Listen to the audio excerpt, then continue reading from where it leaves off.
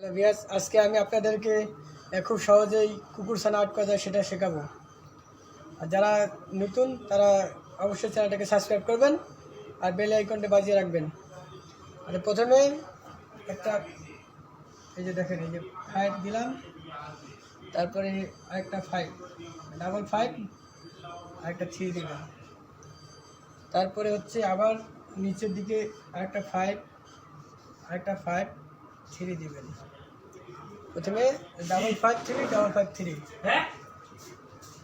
এরপর কাজটা হচ্ছে এইখানেই। প্রথমে এইটা এই দিক দিয়ে দিবেন, মনোযোগ দিয়ে দেখতে হবে। আর এই লেসটা এই দিক দিয়ে এনে এইখানে লাগাই দিতে হবে। আর এটাকে এইখানে আনি, এই 5গুলো খালি শুধু লাগাই দিতে হবে। 5-এর এর মাথা থেকে এর মাথা লাগাই দিতে হবে। আর এটার ক্ষেত্রে এই যে নিচ দিক দিয়ে আনতে হবে। আর এটাকে এই দিক দিয়ে দিতে হবে, লাগাই দিতে হবে। এই যে গলাটা দিয়ে দিলাম, গলাটা এই যে, তারপরে এই যে দেখতে পাচ্ছেন এই যে চোখ, কুকুর ছানার চোখ।